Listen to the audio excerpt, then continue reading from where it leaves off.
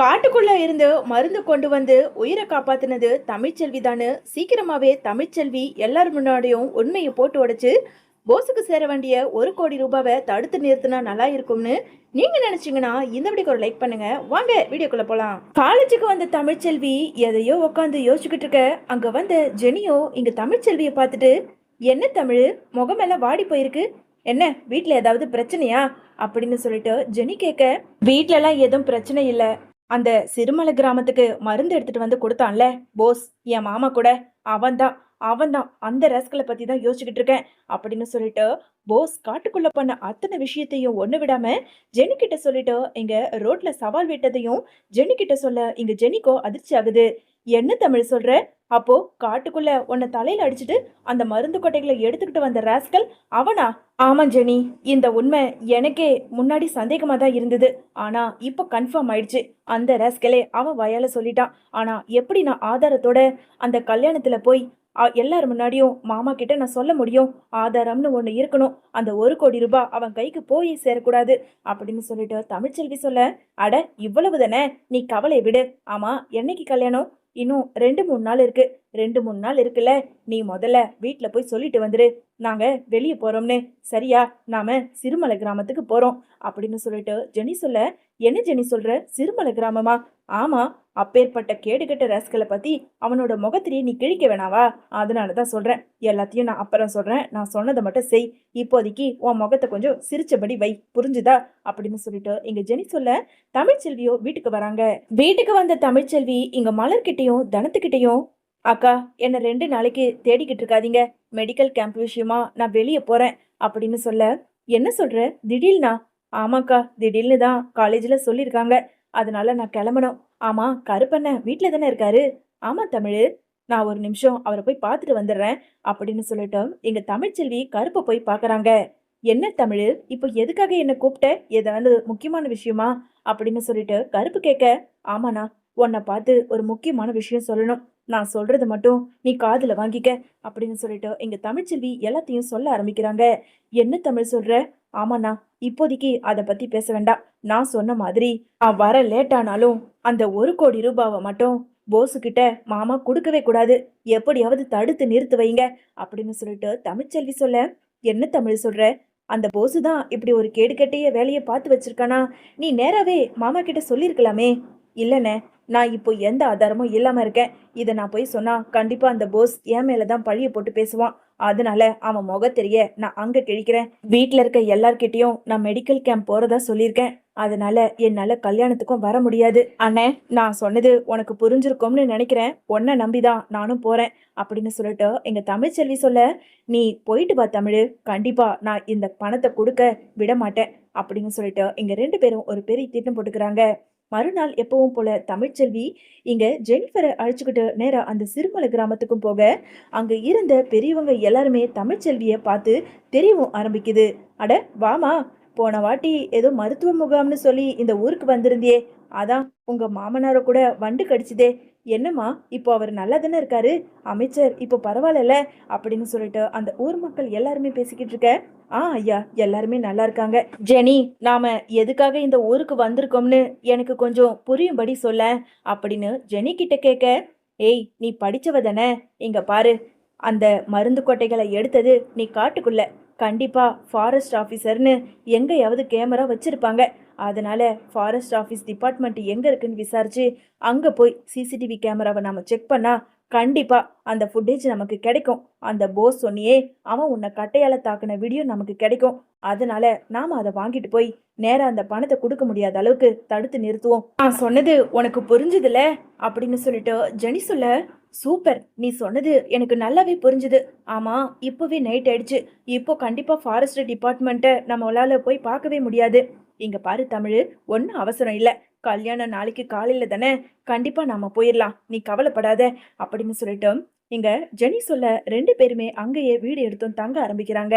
மறுநாள் தமிழ்ச்செல்வியும் ஜெனிஃபரும் ஒரு வழியா அங்க ஃபாரஸ்ட் டிபார்ட்மெண்ட் ஆபீஸையும் போய் பார்க்க, அங்க இருந்த இன்ஸ்பெக்டர் கிட்டையும் அங்க தமிழ்ச்செல்வியும் ஜெனிஃபரும் விசாரிக்க, ஓ! எஸ். தாராளமா பார்க்கலாம். நீங்க வாங்க அப்படின்னு சொல்லிட்டு, அங்க இருந்த ஃபாரஸ்ட்டுக்குள்ள இருந்த சிசிடிவி கேமராவையும் இங்க செக் பண்ணி பார்க்கறாங்க.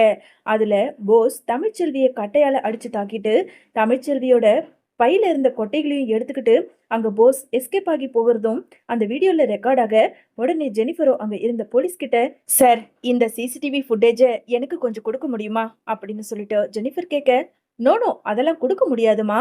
இதெல்லாம் சாதாரண விஷயமா?" அப்படின்னு சொல்லிட்டு இன்ஸ்பெக்டர் சொன்னாலும், உடனே இங்க தமிழ்ச்செல்வி இருந்துகிட்டு, "சார், இந்த ஃபுட்டேஜ் குடுக்கறதுனால ஒரு கெட்டவன் கண்டிப்பா பணக்காரன் ஆவறத என்னால தடுக்க முடியும் சார்." "என்னம்மா சொல்ற? எங்களுக்கு ஒண்ணும் புரியல."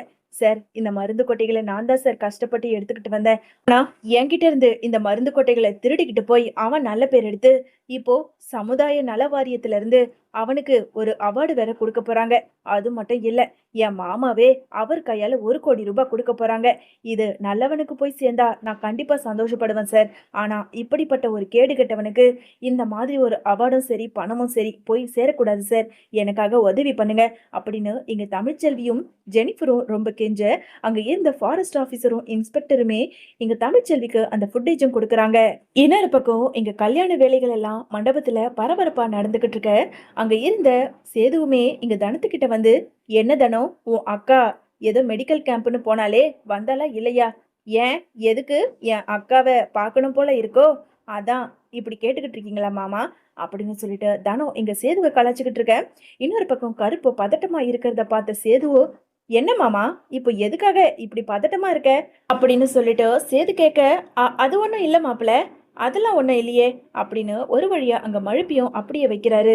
இன்னொரு பக்கம் இங்க ஈஸ்வரி கிட்ட போஸ் இருந்துகிட்டு, "அம்மா, எனக்கு இந்த பொண்ணு செட் ஆவாளா? எனக்கு என்னமோ இந்த பொண்ணு கொஞ்சம் பிடிக்காத மாதிரியே இருக்குமா." "டேய், என்னடா சொல்ற?"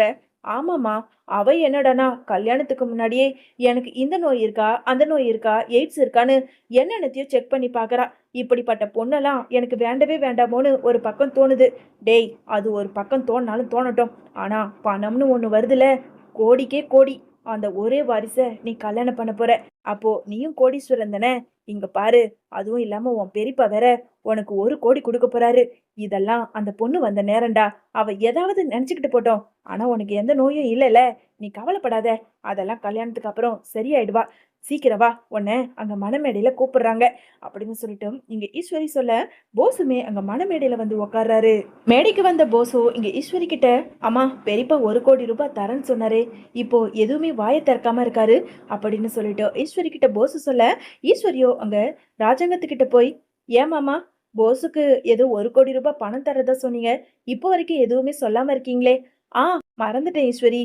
சரி சரி இரு. சன்னாசி, போய் அந்த பணத்தை எடுத்துக்கிட்டு வா." அப்படின்னு சொல்லிட்டு ராஜாங்க சொன்னதும் சன்னாசியோ அந்த பணத்தை எடுத்துக்கிட்டு வராரு.